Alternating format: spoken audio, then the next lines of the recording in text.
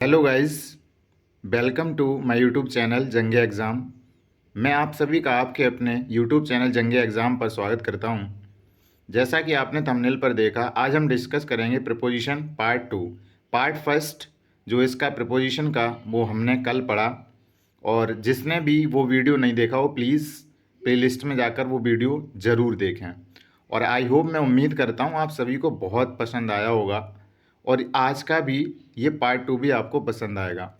जो बच्चे नए आए हैं हमारे यूट्यूब चैनल पर, प्लीज़ शेयर करें अपने दोस्तों के साथ और सब्सक्राइब ज़रूर करें, ताकि ऐसे और भी बेहतरीन टॉपिकों के साथ मैं हमेशा आपके लिए लाता रहूं। चलिए शुरू करते हैं आज का अपना टॉपिक, प्रीपोजिशन पार्ट टू। आज का पहला वर्ड जो है विद, बेहद इम्पॉर्टेंट प्रीपोजिशन विद, जो साथ के लिए यूज़ किया जाता है और से के सेंस में भी इसका यूज़ किया जाता है। साथ, जैसे मैंने एग्जांपल दिया, I am sitting with my mother, मैं अपनी माँ के साथ बैठा हुआ हूँ। से के सेंस में, जब किसी यंत्र या वस्तु के से कार्य किया गया हो, जैसे टीचर ने आपको पीटा तो डंडे से पीटेंगे।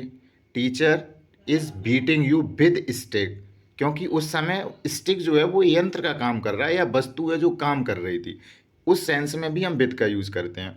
एग्जाम्पल मैंने दिया हुआ है, I open the lock with the key के साथ हमने क्या खोला? ताला खोला। Same it is next, they killed this word, उन्होंने मारा इस चिड़िया को। बाई ए गन नहीं, गन यहाँ पर एक साधन का काम कर रहा है, तो विद ए गन। वस्तु के लिए विद का यूज़ किया, और व्यक्ति के लिए तो वाई का यूज़ करते हैं। ये रूल्स होता है। I wrote an application by a pen, यहाँ पर ये वस्तु है पेन, तो हम बाई ए पेन ना करके क्या करेंगे? With a pen. I hope आपको ये समझ आ गया होगा। चलिए आगे बात करते हैं।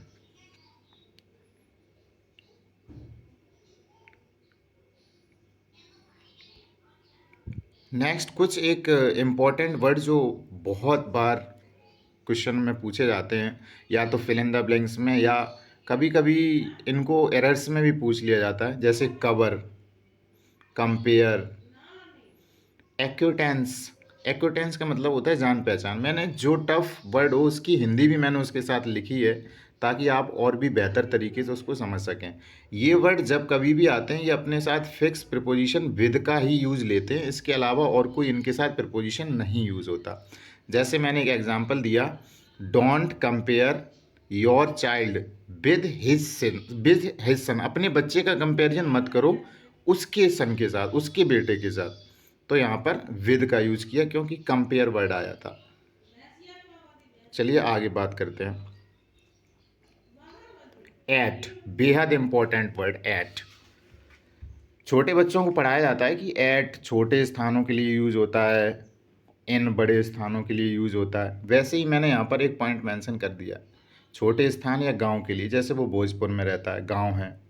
सही समय, ये बहुत इंपॉर्टेंट चीज़ है, समय के लिए यूज़ होता है। जब कोई करेक्ट टाइम हो, जैसे मैंने कहा कि कल कितने बजे मिलेंगे आप, तो आपने कहा we will see you at 7 o'clock, 7 बजे मिलेंगे। जब कभी भी टाइम की बात होती है तो एट का यूज़ होता है। सम लोकेशन, जैसे खिड़की पर, मेज़ पर, खिड़की पर, मेज़ पर, दरवाजे पर, स्टेशन पर, कहाँ मिलेंगे? At station. कहाँ पर रखी है कॉपी? एट द मेज़, at the table, at the door, at the window. इस सेंस में भी इसका यूज़ किया जाता है। जैसे मैंने एग्जांपल लिखा, आई लिव एट भोजपुर, मैं भोजपुर में रहता हूँ।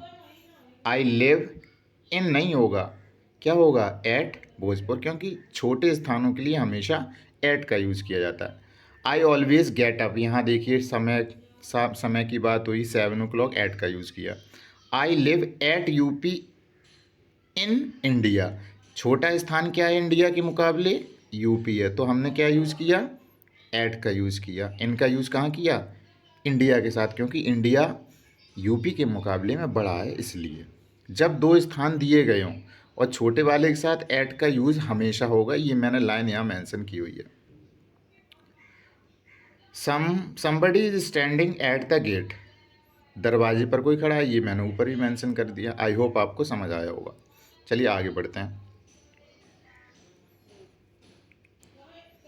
कुछ एक फिक्स्ड प्रीपोजिशन बेहद इम्पोर्टेंट, बहुत इम्पोर्टेंट है दोस्तों ये। एम एट, लुक एट, ये जो कुछ एक वर्ड मैंने यहाँ पर लिखे हुए हैं, ये बहुत इम्पोर्टेंट वर्ड है। इनके साथ फिक्स प्रीपोजिशन एट का ही यूज़ होता है। Aim at, look at, laugh at, jeer और मॉक मजाक उड़ाना होता है, इसका मतलब वार्क भौंकना। इनके साथ हमेशा एट का यूज़ होता है। एग्जाम्पल, यू शुड नॉट, आपको नहीं हंसना चाहिए। लाफ ऑन मी, नहीं एट मी, मुझ पर नहीं हंसना चाहिए। यहाँ ऑन का यूज़ नहीं होगा क्योंकि यहाँ लाफ आया हुआ था। व्हेन आई मेक मिस्टेक, जब भी मुझसे गलती हो जाती है आपको नहीं हंसना चाहिए, ये सेंटेंस ने कहा।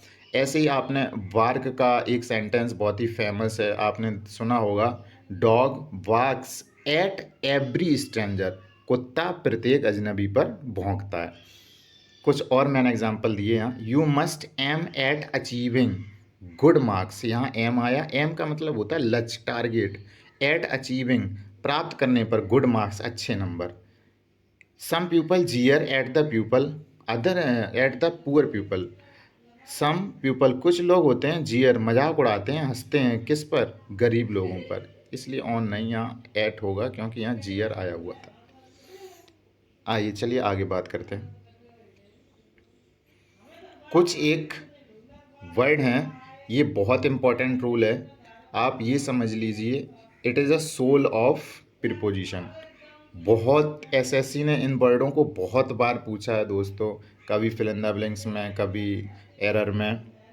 इन सभी के साथ क्या होता है, अगर ये वर्ड आए, नाराज, angry, happy, pleased, annoyed, surprise, beloved, अगर ये वर्ड आते हैं तो इनके साथ विद तब आएगा जब किसी व्यक्ति की बात की गई होगी। अभी मैं एग्जांपल में भी समझा दूंगा, जब किसी व्यक्ति की बात की गई होगी तो विद आएगा इन वर्डों के साथ। अगर इन वर्डों के बाद किसी स्थिति, कोई कंडीशन की बात की जाएगी तो हमेशा हम एट का यूज़ करेंगे। अब एग्जाम्पल से समझते हैं। एग्जाम्पल है, I am angry at you. अब यू जो वर्ड है ये तो कोई व्यक्ति के लिए होगा, सेकंड पर्सन प्रोनाउन है, व्यक्ति के लिए यूज होगा, तो वो क्या यूज़ किया हमने यहाँ पर, विद यूज़ किया, एट यूज़ नहीं करेंगे क्योंकि यहाँ कोई कंडीशन की बात नहीं है, यहाँ व्यक्ति की बात है।